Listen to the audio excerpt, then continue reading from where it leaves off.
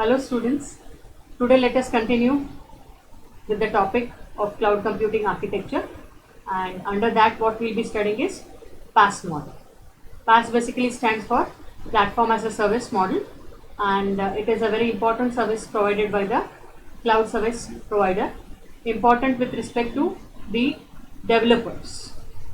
It is very useful for the developers as they have to just log into the cloud and they do not have to install anything on their respective hardware. They have to just log in and all the things needed for them is available to the provider. So this is the outline for today's session.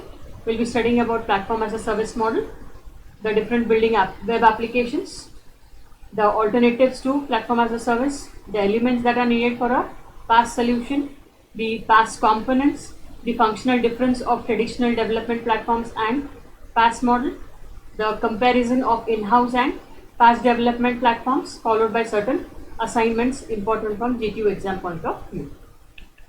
So as you can see in the slide, platform as a service model, the vendor offers a development environment to the application developers. So this is more useful for the application developers as the vendor provides the various tools that are needed for the developers. So these developers develop the application and offer those services through the provider's platform. Like for example, you have Google Colab. Google Colab will have Python in it, and the developers can use the Python and build certain applications and offer those services through the provider's platform. So the provider typically develops the toolkits that are needed for the developers, the standards for development, and the channels for distribution and payment. Certain standards need to be developed for the development environment and also the channels which are needed for the distribution and payment. So here as you can see, the provider will receive a payment for providing the platform and the sales and distribution service. So as these services are directly available, this will enable rapid propagation of software applications. So the softwares can be developed very fast, propagated very fast, and also at a very low cost. So that is why given the low cost entry and also the leveraging of established channels for customer acquisitions. Rapid propagation of software applications becomes very fast because all the tools are already available in the platform of the service provider. So the developers use the building blocks. Example, predefined blocks of codes can be used which will help them develop the code faster, and these blocks of code are provided by the vendor in the vendor's development environment, and also they can create their own applications. So PaaS solutions are deployment and development platforms for which the development tool itself is hosted in the cloud and accessed through the browser. So with PaaS, the developers can often build web applications without installing any tools, as I said, on their computer, and can deploy those applications without any specialized system administration and skills.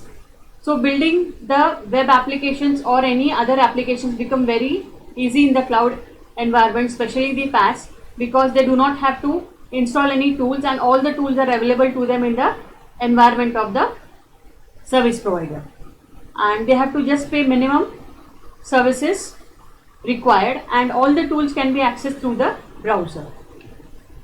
So PaaS systems are useful because they enable lone developers and startup companies to deploy web applications without the cost and complexity of buying servers and setting them up. So it is, as I said, the system is very useful because the developers and the startup companies can directly set up their web-based applications without any cost for the tools that are needed. Especially licensing tools and all need a lot of cost investment because they need to be bought. So all this is provided by the service provider, and also they need not buy the servers and need not set them up. So the benefits of PaaS lie in greatly increasing the number of people who can develop, maintain and deploy web applications. So PaaS has its own benefits, and especially when lot of people are using these tools, they can be benefited financially, and also those people can develop and maintain and deploy the web applications.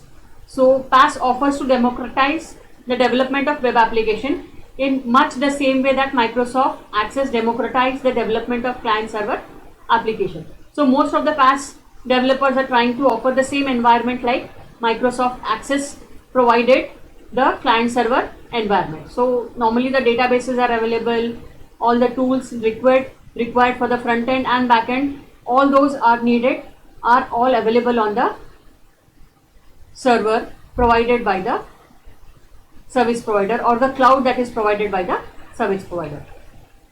So this is an environment which is trying to show how the PaaS works. As you can see in the figure, you have a developer who is working in the Java environment.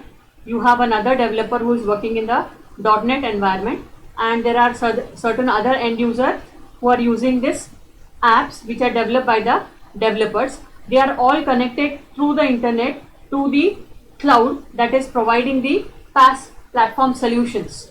So normally all these listed below are providing these services, like for example Google App Engine, you have AWS Elastic Beanstalk, you have app services. These are all service providers for platform as a service. So any type of developer can connect to the cloud through the internet. So as you can see, we have Java developers as well as the .NET developers connecting to the same platform. So various other development environments can also be provided that are needed by the provider, provided that the provider has all those solutions available at his end. So building web applications basically requires a lot of expertise, especially for the developers, and the three highly skilled sets are backend server development. Example you need is Java and J2EE. Front-end client development, that is termed as which runs basically on the mobile or the maybe the browsers, and that is termed as JavaScript or Dojo. And then you also need website administration. So these are the three main skills which are needed for the development. PaaS offers the potential for general developers to build web applications without needing specialized expertise. So all these expertise can be comparatively reduced if you are using PaaS. So generally for all the developers it becomes very easy and major skills are not needed. So this will allow an entire generation of Microsoft Access, Lotus Notes and Power Builder developers to build web applications without too steep of a learning curve. So these were old tools which were listed. Of course today's new web development tools are also available on the platform provided by the service provider. Various service providers are available and all mostly provide so that they can get a good business from the developers. So there are various alternatives to PaaS, and some of them are listed here. You can see that is Eclipse or Microsoft Access, and then you can manually deploy those applications to a cloud hosting provider such as Amazon Web Services, which in short is known as AWS. So these are basically done for desktop development tools. So these are certain alternatives which are okay as compared to the current environment that is provided, but PaaS environment is always suitable for all the developers. Then there are various elements for PaaS solution, and normally the PaaS development studio solution should be browser based because it is all through connected to the internet, and also an end-to-end PaaS solution should be provided for a high productivity integrated development environment that is termed as IDE, that is running on the actual target delivery platform, so that the debugging and the test scenarios run in the same environment as the production development. So these are some of the elements of PaaS, and it's in the form of a studio, and it normally has to be a browser based solution, and end-to-end solutions can also be provided, and that is basically provided for high productivity through an IDE that is termed as integrated development environment, and that is actually running on the actual target delivery platform. So if it is actually running on the actual target delivery platform, debugging and testing scenarios become very easy because they are giving you the same environment as needed for the client. That is termed as production development. So various other solutions for PaaS elements needed for the PaaS solution are, they should provide integration with the external web services and databases. Normally webs will be using the web services and the databases.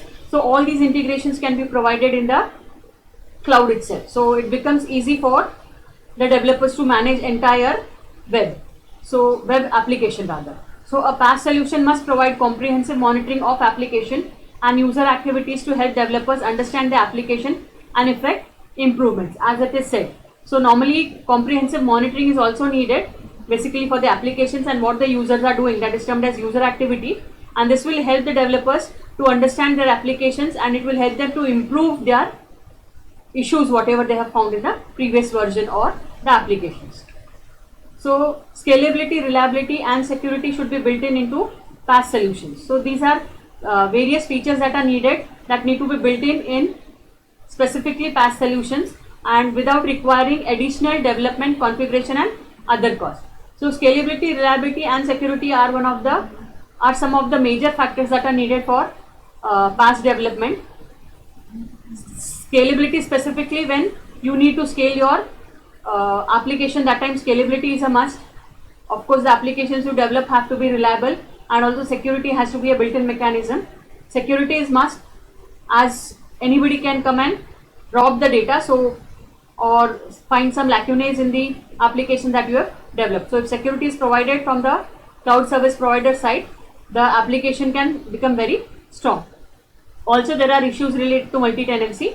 Multi-tenancy is basically the ability for an application to automatically partition state and data to service an arbitrary number of users. As we saw in the previous classes, multi-tenancy is where multiple customers are connected to the same vendor or the service provider, but the service provider has partitioned them in such a manner that they are not aware of each other. So the service provider is servicing many arbitrary number of users, and also it has to be assumed without additional work of any sort of environment that is provided. Then a PaaS solution must support both formal and on-demand collaboration throughout the entire software lifecycle. As the entire application is going to be built, the entire lifecycle will be maintained on the cloud.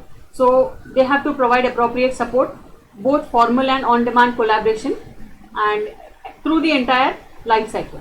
So basically the lifecycle will consist of development, testing, documentation and operation. So also the security of the source code needs to be maintained and it should be actually associated as IP, that is intellectual property.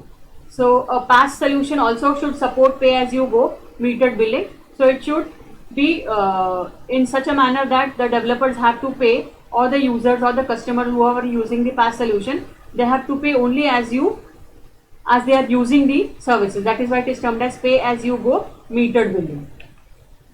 These are some of the PaaS components that are used. Basically, you have the client capabilities, and normally it is browser-based development tools like you have Google Web Toolkit, Google Gates, Mashup editors, Google Gadgets, etc. And the cloud computing services are normally cloud-based runtime, EC2, Elastic Computing 2, Google App Engine, and various others. And normally general support services, general purpose support services are web services, tools like Simple Storage Service, that is termed as S3, Simple DB, Simple Database, mTurk, GAE Data Store, Ggate, Google Accounts, Social Graph API, and etc. So these are some of the PaaS components that are available for development of web applications. Then there are a lot of differences between the traditional development platforms and the platform as a service model. So the first we consider is the multi-tenant development tools.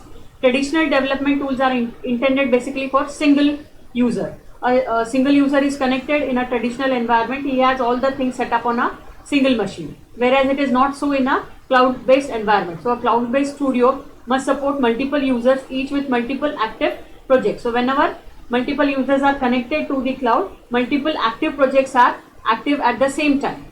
So they have to provide support to all the active projects at that specific time. So multiple projects could be connected with multiple users itself. So all that support needs to be provided. Then you have multi-tenant deployment architecture. Scalability is often not a concern of initial development effort. So scalability is when things scale up, and it is not a major concern when it is in the initial development. The effort needed is very less and is left instead of for the system administrator to handle when the project deploys. So major effort is needed from the system administrator, and he or she can handle the project when it's being deployed. But in PaaS, the scalability of the application and the data tiers must be built in. So all these factors have to be built in the application or in the various services provided by the PaaS developer. So specifically load balancing is one of the major services. So load needs to be balanced appropriately, and if at all there is a failover, so they should be provided appropriate backups and all. So should be basic elements that are needed for developing the platform. So as I said, load balancing is an important thing, and also failover. Then you have the integrated management. Traditional development solutions usually are not associated with runtime monitoring. So there is basically no runtime monitoring in traditional development solution. But in PaaS, the monitoring ability should be built in into the development platform. So monitoring is a strong feature that is needed in PaaS, and it is normally provided in various service providers environment. Then you have integrated billing. Cloud was basically developed for commercial model, so this feature is always going to be there. So PaaS offers requiring mechanisms for billing, but the billing should be based on the usage that are unique to the SaaS world, software as a service world. So whatever they are using, they should be billed only for that rather than billing for the entire things. So only how much they are using, they have to pay. These are other functional development differences between the platform and the traditional development platform and PaaS. Basically, endpoints normally were desktop, browser, mobile devices. For in-house development, most endpoints and clients are supported, whereas in PaaS it is mostly browser based. For business logic, for in-house development you have multiple vendors. They are supported by the multiple vendors, whereas that is restricted by the PaaS model. In application development framework, Java Development Enterprise Tool, Java JEE it is termed as, .NET is provided for the in-house development, whereas these are restricted by the PaaS model. Especially the application development framework and business logic are restricted by the PaaS model. Then you have the application servers. For in-house development, you have multiple vendors support, whereas that is provided by the PaaS. Database also you have multiple vendors support, and whereas this is also provided by PaaS. Servers and virtual machines, again multiple vendors are supported, whereas that is provided by the PaaS environment. For storage, you have multiple vendors support for the in-house development, whereas that is provided by the PaaS for platform as a service. So these are some of the functional differences between traditional development and platform as a service environment. So this is an environment where you can see specifically for platform as a service, this is the cloud environment. You basically code your app, which is showed in the diagram. You code the content in the cloud service environment only. You don't have to code it in your machine. Then you deploy it. Deploy is something very easy to say, like push button deployment, and your app is running in the cloud. You have to just press some specific buttons and your entire app or your application is completely ready for deployment and is deployed, and then you just enjoy. So in this case you will be saving time and money, because entire thing is done in the cloud service provider environment and you are just paying very little. If the same thing was done on your machine, like in example in the traditional environment, a lot of money had to be paid and also a lot of time would have been wasted. So by using PaaS model, the cloud model, you are saving a lot of time and money. This is one of the major issues with cloud environment, specifically vendor lock-in. Now vendor lock-in is where you are getting stuck onto a single vendor because that application or the data cannot be ported to some other particular vendor or some other particular platform. So as it is specified, for example, you are writing an application in Python against Google API using Google API's engine. So Google Colab, you are building some Python code using the Google API. Now this will work only in the Google's environment. So if you want to shift to that other environment, of course Google API will not work. So you are kind of restricted to the vendor. So this becomes vendor lock-in, and this is one of the major problems of PaaS. So as you can see, it is specified in the diagram we have. They have developed the business applications, and those business applications are currently in one specific environment and they are developed using some specific API. Now they want to port that. It is not possible. They have to stick to the same specific vendor. So that is termed as vendor lock-in. That is a major problem with PaaS. These are some of the assignments for the topic we have covered today. You can just have a look at it. There are certain 7 marks questions and certain 3 marks question. The first question, as specified in the table, is asked in the last exam that was conducted by GTU. So you can study all these questions and that will help you prepare for the final exam. So if you have any query, you can contact me at the specified email ID. You can also contact me on WhatsApp for your doubts. And also you can like my video for today, and if you have any specific things or some specific queries, as I said, you can contact me. Thank you.